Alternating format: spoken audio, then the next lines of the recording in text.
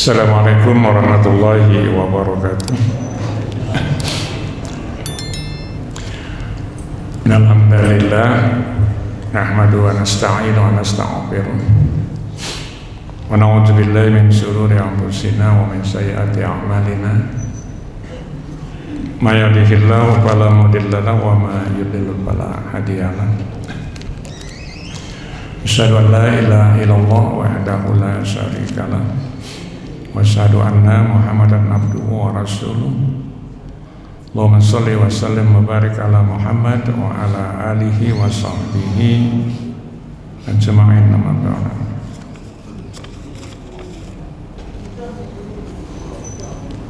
Bapak Ibu jamaah yang dimuliakan Allah, alhamdulillah, marilah kita kembali bersyukur kehadiran Allah Subhanahu wa taala.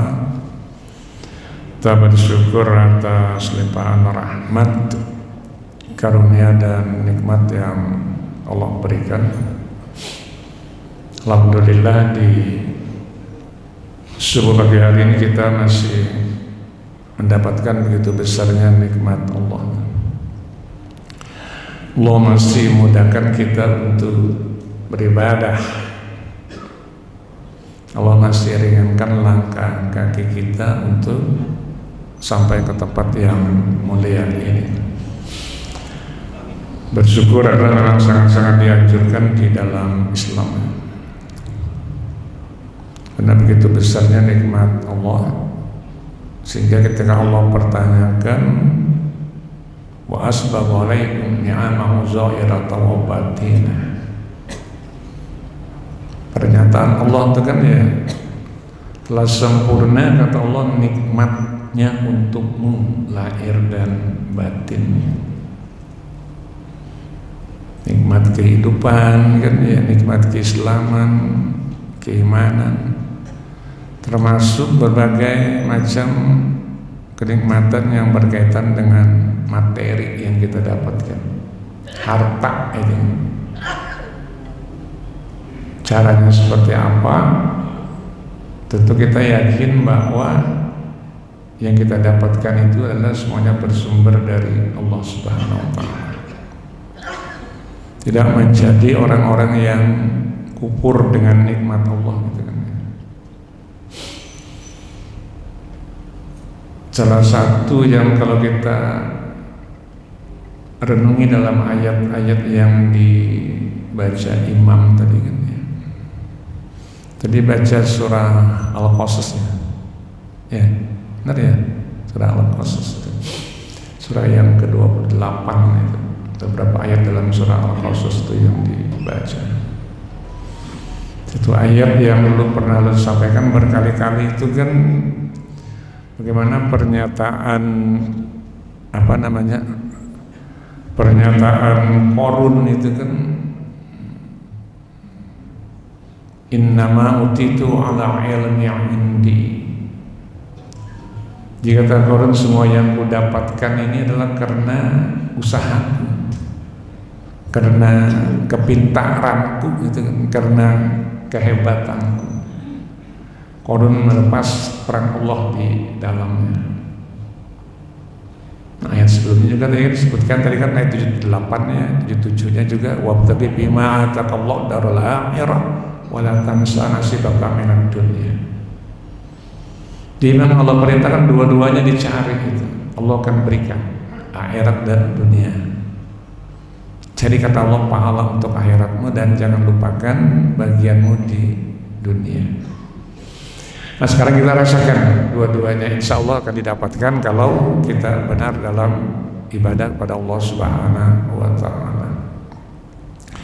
Bapak Ibu jamaah yang dimuliakan Allah, alhamdulillah kita juga bersyukur dipertemukan oleh Allah dengan satu bulan ya.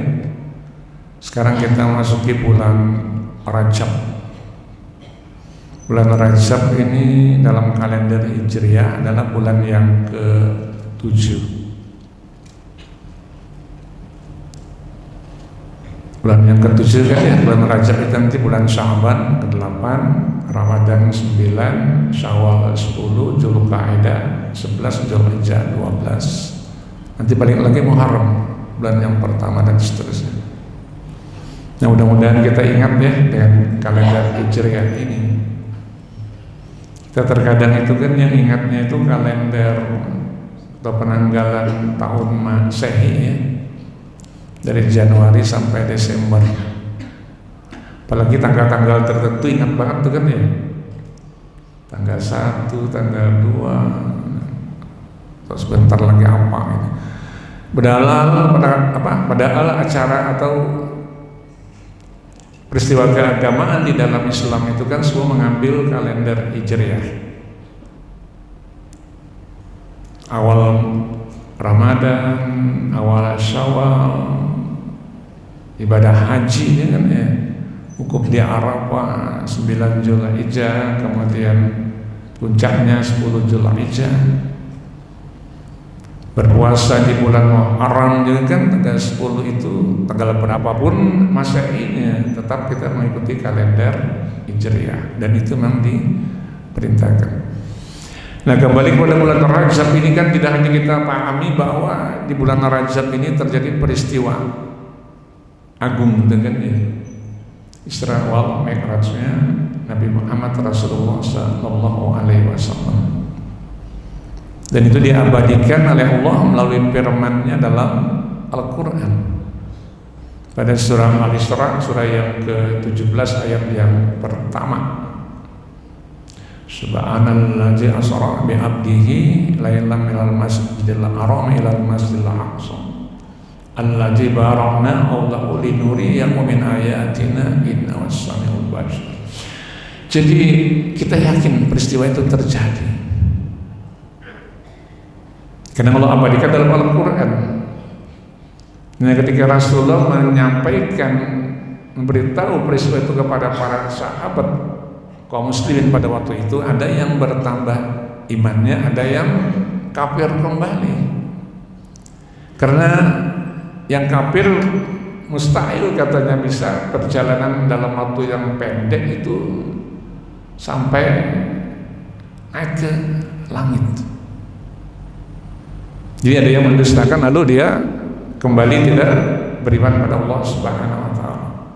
Itu terjadi dipahami oleh kaum muslimin pada bulan Rajab. Tapi yang lebih lagi adalah ketika kita juga memahami, meyakini bahwa bulan Rajab ini satu di antara bulan-bulan mulia. Kemuliaan bulan Rajab ini, maka Allah akan berikan balasan yang berlipat ganda apapun yang dikerjakan manusia. Allah akan lipat gandakan balasan. Berbuat baik, Allah lipat gandakan pahalanya. Berbuat buruk juga Allah lipat gandakan dosanya. Nah, ayatnya menjelaskan itu satu di antara bulan mulia tentang bulan Rajab ini pada surah At-Taubah, surah yang ke-9 ayat 36. Berkata Allah, inna iddatash syuhuri inda isna'asyara syahran fi kitabillahi yawma khalaqas samawati wal arda minha arba'atun hurum. Dzalika ad-dinul qayyimu fala tadhlimu bihinna anfusakum ila akhir ayat. Jika Allah dengan ayat itu Allah sebutkan sesungguhnya bilangan hitungan bulan itu iddata, hitungan bulan, inna iddatash syuhur indallah, di sisi Allah itu Allah sebutkan isna asyara syahra, 12 bulan. Jadi Allah sebutkan dalam ayat itu inna iddatash syuhur isna asyara syahra. Kapan Allah menyatakan itu 12? Allah katakan fi kitabillahi yauma khalaqas samawati wal arda. Ketika Allah menciptakan langit dan bumi, maka sudah disebutkan jumlahnya, hitungan bulan itu 12. Tidak disebutkan kan? Dari bulan Muharram sampai bulan Zulhijjah. Jadi kalender Hijriah 12 bulan itu. Nah, kata Allah di antara isna asyara syahra itu ada Allah sebutkan minha arba'atun hurum, ada 4 bulan yang haram, 4 bulan yang mulia. Nah, para ulama tafsir sepakat mengatakan itu sesuai juga dengan hadis Nabi Rasulullah SAW. 4 bulan itu adalah salah satu mutawaliyat, 3 bulan berurutan. Dzulqa'dah, Dzulhijjah, Muharram. Dan satu di antara Jumadil wa Sya'ban yaitu bulan Rajab. Jadi sebelum bulan Rajab ini bulan Jumadil Akhir, kemudian setelah Rajab nanti Sya'ban. Jadi antara 2 bulan ini Rajab. Nah, maka kata Allah itu ketetapan agama yang lurus, dzalika dinul qayyim. Itu adalah ketetapan agama yang lurus, tidak ada yang tidak benar. Maka katakan sambungan ayatnya, wala taqtulimu bi inna anfusakum, maka janganlah engkau menzalimi dirimu dalam bulan yang 4 itu. Nah, penekanan ayat itu pada tadi, jangan engkau berbuat zalim yang mengakibatkan dirimu itu sengsara, menderita. Kapan? Pada hari kiamat nantinya. Jadi sepakat mengatakan para ulama, sekecil apapun perbuatan dosa yang kita kerjakan, maksiat yang kita lakukan, kezaliman yang kita kerjakan, maka Allah akan lipat gandakan dosanya. Nah, sekarang di bulan Rajab. Tapi sebaliknya juga orang-orang yang mengerjakan kebaikan, maka Allah akan lipat gandakan pahalanya sekecil apapun. Dan kita yakin pasti ada balasannya. Bama ya'mal mithqala dzarratin khairan yara wa ma mithqala dzarratin syarran yara. Jadi sekecil apapun baik itu ada balasannya, yang buruk juga ada balasannya. Nah, di bulan ini luar biasa. Lo pada tanya sederhananya, apa bedanya dengan bulan Muharram, bulan Ramadan? Bulan Ramadan juga bulan yang mulia, dan kita biasanya lebih bersemangat beribadah di bulan Ramadan karena dijanjikan pahala yang besar. Ibadah sunnah di bulan Ramadan dikerjakan, Allah akan memberikan balasan pahala seperti mengerjakan ibadah fardu. Ibadah fardu yang dikerjakan, Allah akan lipat gandakan pahalanya. Tapi di bulan Ramadan orang yang berbuat keburukan, Allah hanya balas sesuai dengan keburukan yang dia kerjakan. Nah, tapi di antara 4 tadi sebutkan minha arba'atul hurum, Dzulqa'dah, Dzulhijjah, Muharram dan bulan Rajab, ini keburukan yang dikerjakan Allah akan lipat gandakan dosanya. Dan bahkan dalam riwayat disebutkan orang-orang di masa jahiliyah dulu ketika tibanya bulan yang 4 ini, mereka tuh takut berbuat dosa, takut berperang, takut melakukan perbuatan maksiat. Itu tidak beriman pada Allah. Takutnya luar biasa.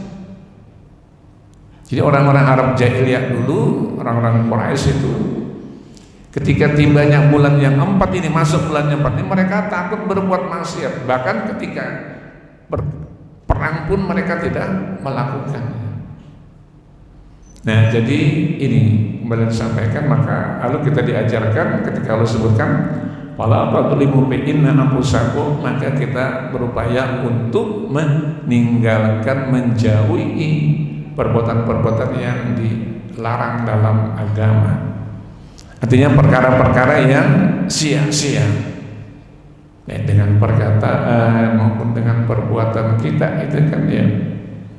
Bahkan Allah peringatkan dalam Al-Quran, orang-orang yang kata Allah dia berpaling dari perkara yang sia-sia, perkataan dan perbuatannya, maka Allah jamin dia dengan surga. Walladzina hum 'anil lagwi muqridun.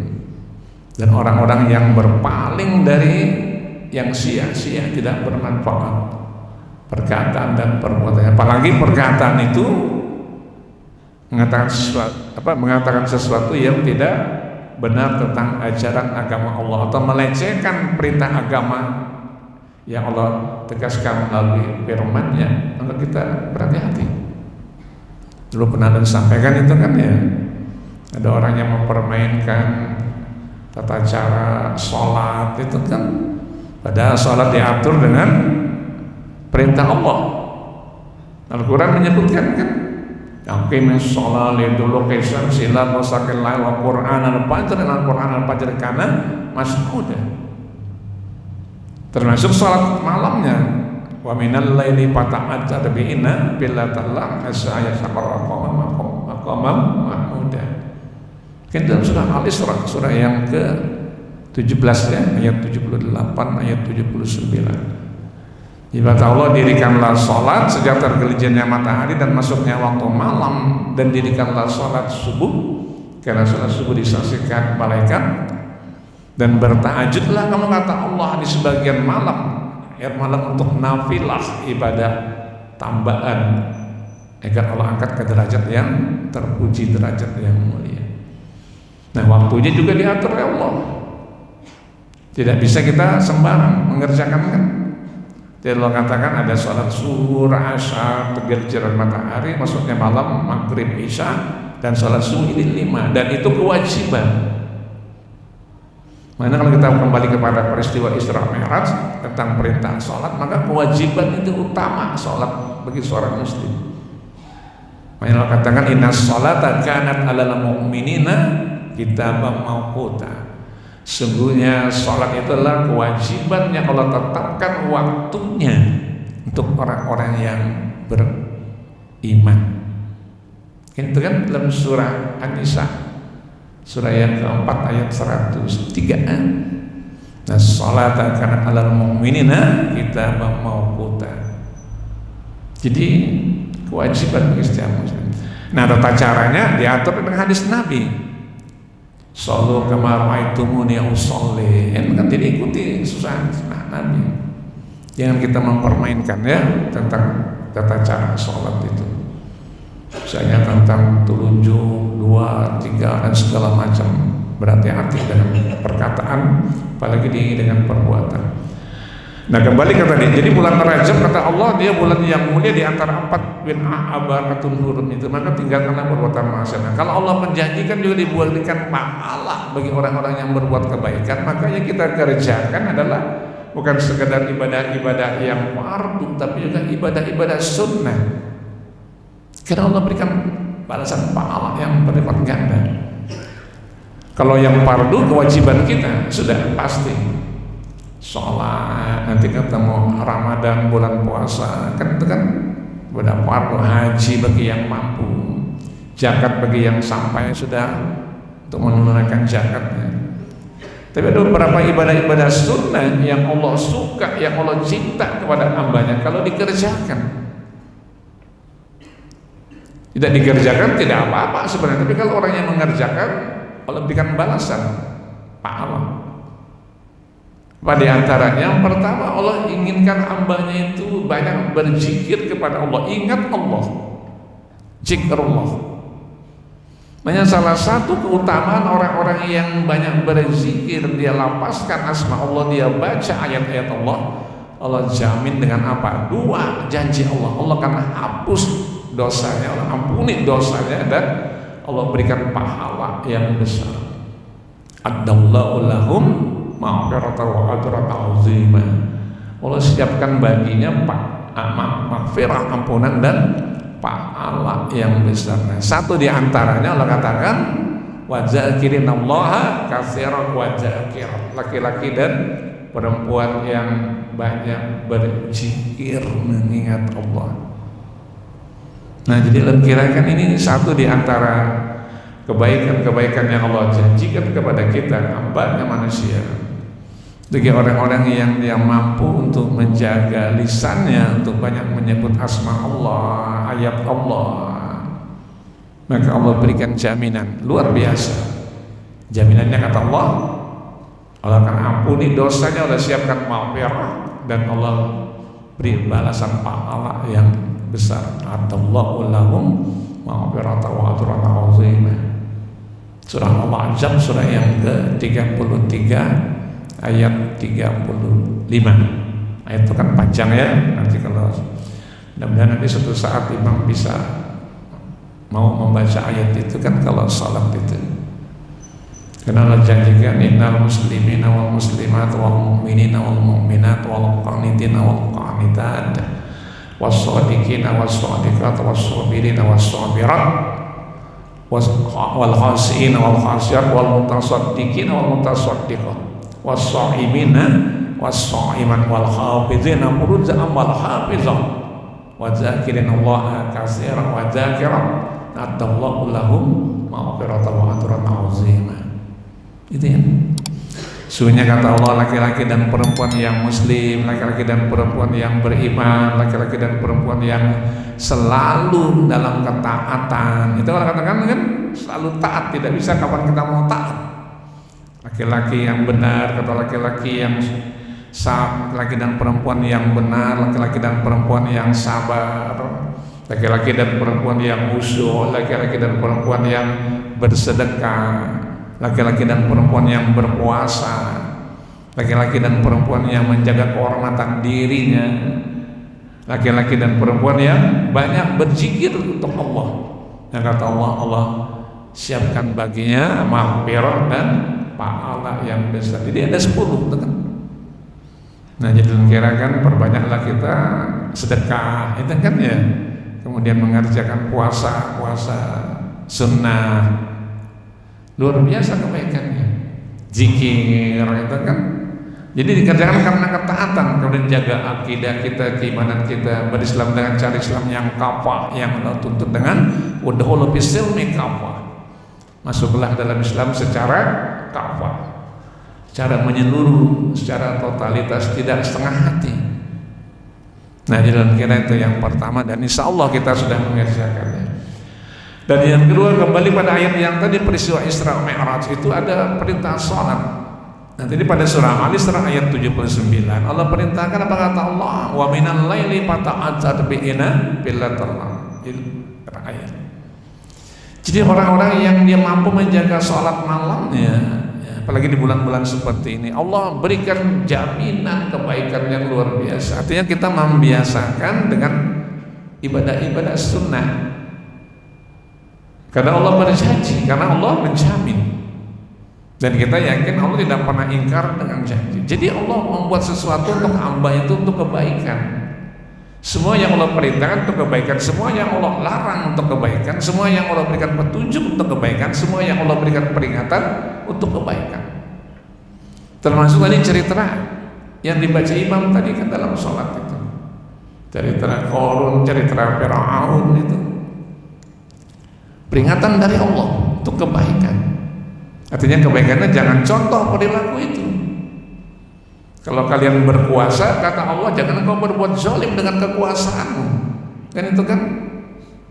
Jika kita ambil sebuah analog, jika seorang penguasa itu dia berbuat zalim, itu kan sama seperti umat-umat sebelumnya, ya kan, manusia-manusia sebelumnya.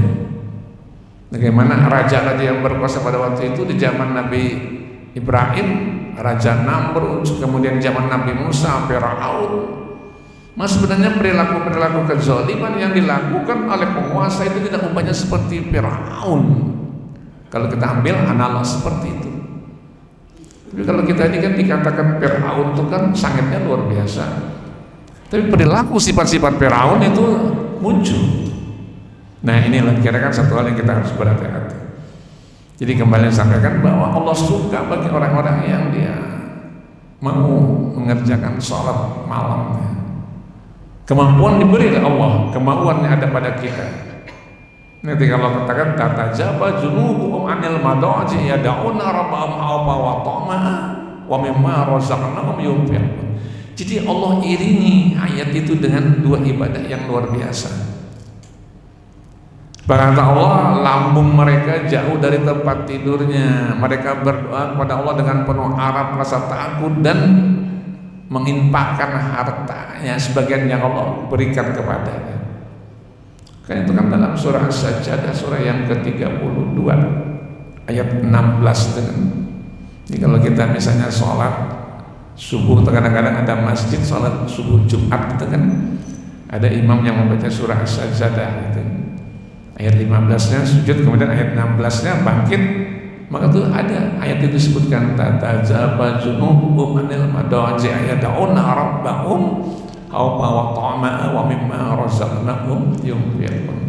Jadi lambung mereka itu jauh dari tempat tidurnya, dan mereka berdoa dengan penuh rasa takut, penuh harap kepada Allah. Karena saat itulah kita diberikan kesempatan oleh Allah. Kan Allah sebenarnya bukan menentang. Ayo kata Allah, kau minta kepadaku. Kan itu kan Allah berikan semuanya. Nah jadi kira ayat-ayat tentang ibadah malam itu kan Al-Quran banyak menyebutkan, Al-Quran banyak menjelaskan.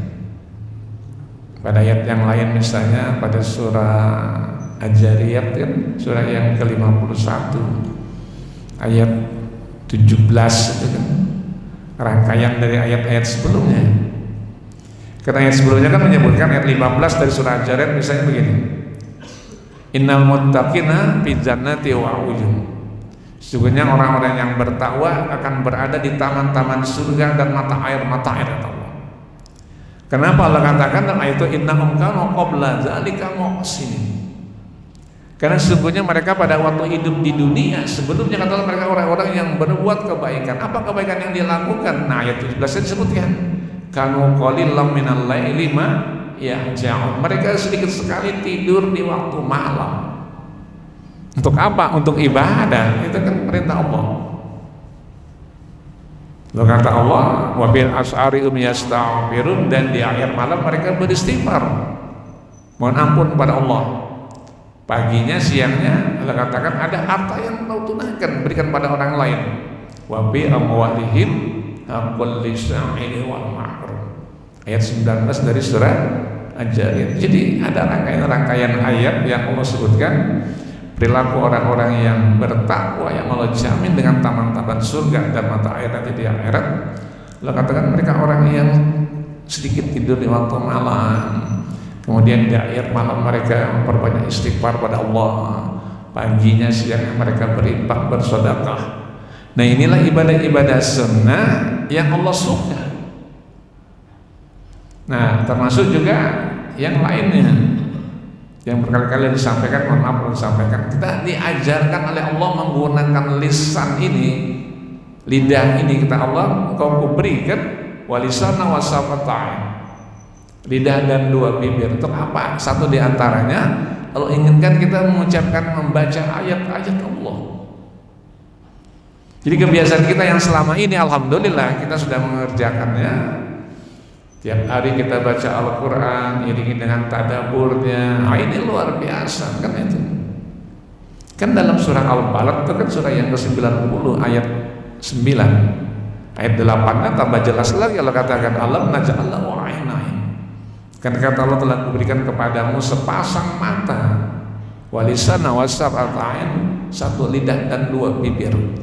Kan surah Al-Balad surah yang ke-90 ayat 8 dan 9. Nah jadi kira ini ada beberapa ibadah-ibadah sunnah yang kita kerjakan sambil kita, bukan sambil artinya kita juga meninggalkan perbuatan-perbuatan yang dilarang, perkara-perkara yang tidak disukai oleh Allah Subhanahu wa Ta'ala. Nah ibadah-ibadah inilah yang meskipun dia hanya ibadah sunnah, tapi dengan janji Allah pada surah At-Taubah ayat 36 tadi ketika Allah katakan fala tadlimu fi inna anfusakum, maka tinggalkanlah perbuatan kezaliman, kerjakanlah perbuatan yang disukai oleh Allah Subhanahu wa Ta'ala. Jadi ada ibadah fardu sudah pasti, tapi ibadah sunnah juga itu kita kerjakan.